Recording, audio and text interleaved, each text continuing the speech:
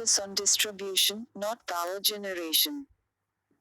Blogs.economictimes.indiatimes.com focus on distribution, not power generation. Today, 12:01 Amit is welcome that Union Power Minister Piyush Goyal has offered the centre's good offices to sort out the problem of stressed stranded projects in the vexed power sector. As many as 54 projects adding up to over 25,000 megawatts are currently stranded and not generating power. But the problem, in the main, is the sorry lack of reforms in distribution and attendant, routine and large-scale theft of power.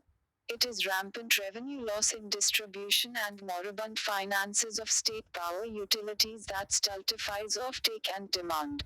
In a shocking illustration of the problem, engineer Abhimani Singh was killed and 4 of his colleagues injured while fleeing a mob attack in southwest Delhi on Monday, where they had gone for spot inspection of power theft. The powers that be must immediately resume CISF protection for theft detection teams, which was questionably withdrawn in 2009.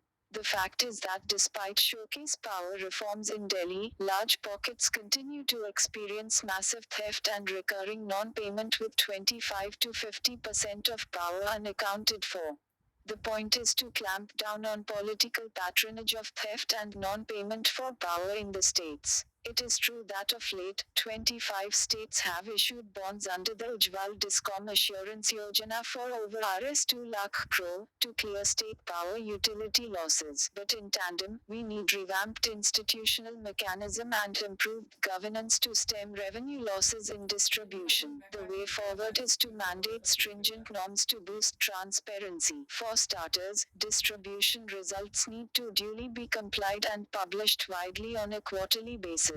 Utilities can provide steady returns for the long term, and the Narendra Modi government needs to put distribution reforms at the core of its reform agenda.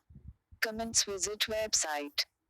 Venkaiah Naidu will be a good Rajya Sabha chairman.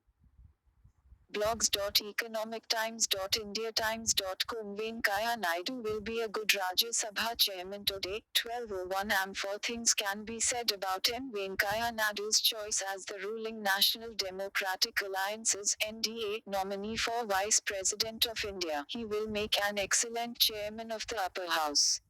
He has tact, good personal relations with political leaders from across the spectrum, a sense of humor and the good sense to appreciate the value of diversity. He is an avid carnivore in a party mostly of vegetarians, at least at the leadership level.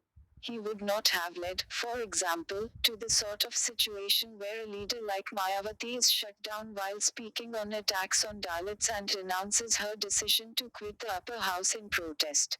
The second thing that can be said with certainty is that no wave of regional goodwill towards the BJP is going to sweep across South India because of the nomination of a South Indian for the vice president's post. People know what is a decorative post and what is not. Just because one of the active leaders from the south is being pulled up from his political roots and, so to speak, put within a gilded frame and hung upon the wall, people south of the Vindhyas are not going to swoon for the BJP en masse.